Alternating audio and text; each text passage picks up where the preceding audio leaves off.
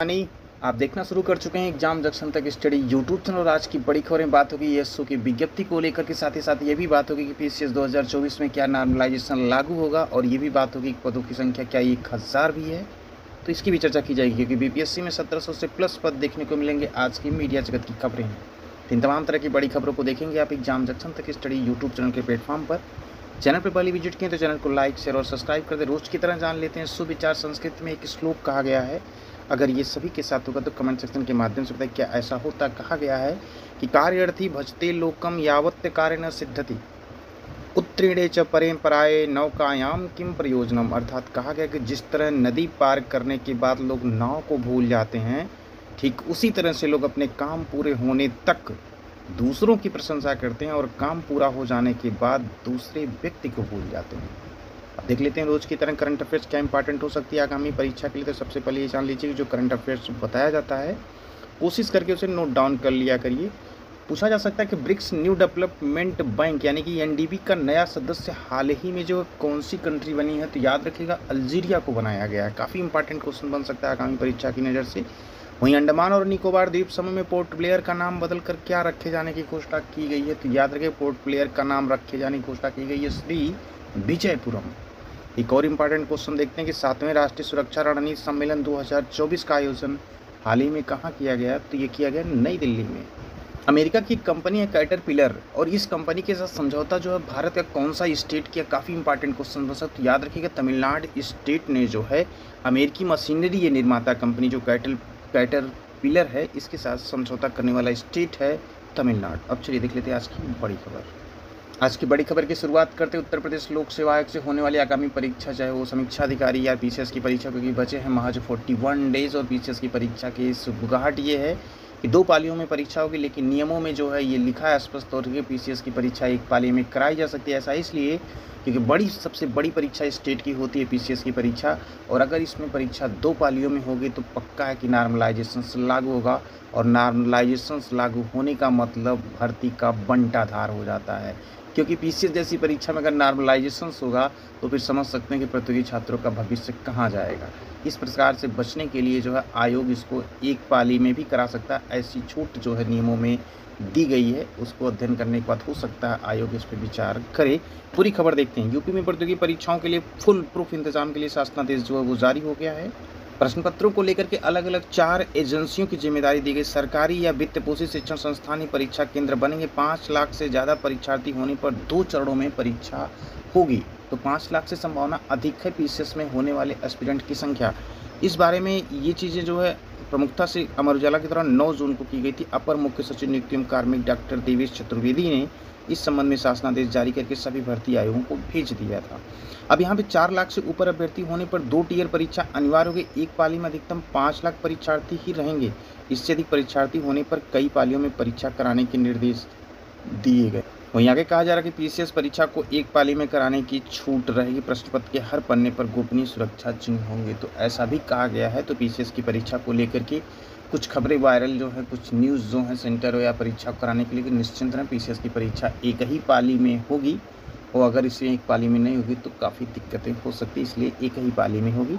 और साथ ही साथ आपको बताते हैं कि पीसीएस परीक्षा में जो 24 में सीटों की संख्या लगभग जो है वो 1000 हो जाएगी। ये खबर आपको एग्जाम जंक्शन तक स्टडी यूट्यूब चैनल पे बताया जा रहा है। बाकी की खबरों के लिए भी चैनल को सब्सक्राइब करें। बात करते हैं अगली खबर की।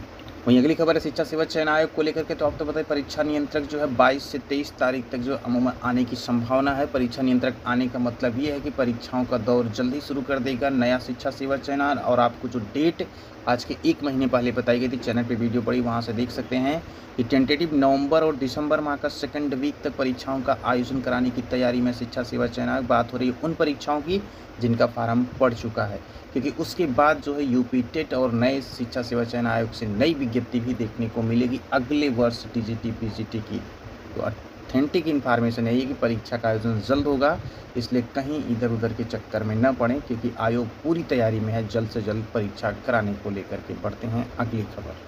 वही बात कर लेते हैं बीपीएससी की तरफ से 17वीं की जो विज्ञप्ति है, इसमें लगभग पदों की संख्या 1700 प्लस होने जा रही है, क्योंकि कुल मिला के चुनाव को दौर को देखते हुए सारी वैकेंसी को एक बार बीपीएससी छोड़ देगा और 1700 प्लस पदों पर विज्ञापन जारी करेगा, जिसमें एसडीएम के 200 पद, सीटीओ के 168 और डीएसपी के 136 से 18 विभागों से रिक्तियां प्राप्त हुई हैं। सिर्फ एक और विभाग से रिक्तियां प्राप्त होनी है। इसके बाद 17 या 18 सितंबर को विज्ञापन भी आ जाएगा। इसलिए बीपीएससी की तैयारी करने वाले स्पष्ट रूप से जान लें कि पदों की संख्या आपकी बार काफ़ी अच्छी खासी रहेगी और फार्म भी पड़ेंगे, लगभग 10 लाख फार्म पड़ेंगे।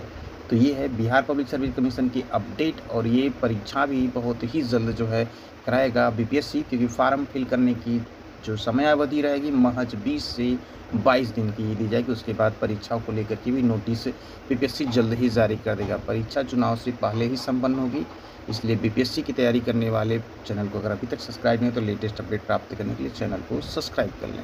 वही रेलवे की तरफ से एनटीपीसी को अलग अलग तैयारी की झंझट से मिलेगी निजात। बात हो रही सभी कैटेगरी के लिए सीबीटी 2 किया गया कॉमन। रेलवे में non technical popular category graduate के रिक्त पदों पर आवेदन प्रक्रिया शुरू हो गई है और इसके लिए रेलवे भर्ती बोर्ड की सभी वेबसाइट पर लिंक भी एक्टिवेट कर दिया गया। आवेदन की अंतिम तिथि याद रखिएगा 23 अक्टूबर तक है और जारी की गई लिंक पर जाकर के आप अप्लाई कर सकते हैं। रेलवे भर्ती में इस बार एक बड़ा बदलाव किया गया। इस बार सीबीटी 2 को सभी कैटेगरी के लिए कॉमन कर दिया गया है। ऐसे में अभ्यर्थियों को अलग अलग कैटेगरी के लिए अलग अलग तैयारी करने की आवश्यकता नहीं रहेगी। अभ्यर्थी यदि 2 से अधिक समारोह के लिए आवेदन करता है और परीक्षा देता है तो उसे अलग अलग विषय की विशेष तैयारी करने की आवश्यकता नहीं रह जाएगी। अब बात कर लेते हैं यूपी ट्रिपल एससी से क्या कुछ है। यूपी ट्रिपल एससी से जल्द ही नोटिस देखने को मिल सकती कुछ परीक्षाओं को लेकर के और परीक्षा जल्द ही कराने के लिए यूपी ट्रिपल एससी बहुत आतुर और जल्द ही इसके संदर्भ में नोटिस जारी होगी। बात कर लेते हैं एसओ विज्ञप्ति को लेकर के। नई एसओ विज्ञप्ति लगभग 1500 से 2000 पदों का अध्याचन जो यूपी ट्रिपल एससी को मिलने के बाद विज्ञप्ति जारी होगी, इसको लेकर के प्रतियोगी छात्रों की कोशिश करनी पड़ेगी और पूरी संभावना है तो वो पेट 23 से ही विज्ञापन जारी हो जाए। अगर कोशिशें कामयाब होती प्रतियोगी छात्रों की तो, नहीं तो फिर ये आएगी पेट 24 के बाद विज्ञप्ति। ये चीज़ें आपको बताई जा रही हैं क्योंकि एएसओ की विज्ञप्ति को लेकर के जो है और लोअर की विज्ञप्ति लेकर के लेखपाल की विज्ञप्ति को लेकर ये 2 से 3 ऐसी भर्तियां हैं जिसको लेकर के यूपी ट्रिपल एससी में अध्याचन कुछ विभागों से आ चुके हैं, कुछ विभागों के अध्याचन ही बचे हुए हैं क्योंकि ई अध्याचन के माध्यम से प्रक्रिया तेज करने की शासन के द्वारा कोशिश की गई, लेकिन फिर भी विभागों के द्वारा लेट लतीफ़ी की जा रही है। इसलिए एसओ विज्ञप्ति को लेकर प्रतियोगी छात्र मांग करेंगे तो अध्याचन भी जल्द आ जाएंगे और विज्ञप्ति भी देखने को मिल सकती है पेट 23 से। और टेंटेटिव माह आपको बता दें तो नवंबर से दिसंबर का माह काफ़ी इंपॉर्टेंट होगा इन नई विज्ञप्तियों को लेकर के यूपी ट्रिपल एससी से और उसके पहले ही आयोग के नए अध्यक्ष भी मिलने की संभावना है। तो आप देख रहे थे बड़ी खबर एग्जाम जंक्शन तक स्टडी यूट्यूब चैनल। मिलते हैं कुछ और अन्य बड़ी खबरों के साथ अगली वीडियो में। इसी के साथ इस वीडियो को यहीं पे करते हैं समाप्त। खबरें छोटी हों या बड़ी हों, प्रतियोगी छात्र के लिए हित होंगे तो आपको एग्जाम जंक्शन तक स्टडी यूट्यूब चैनल के प्लेटफॉर्म पर ज़रूर देखने को मिलेगी।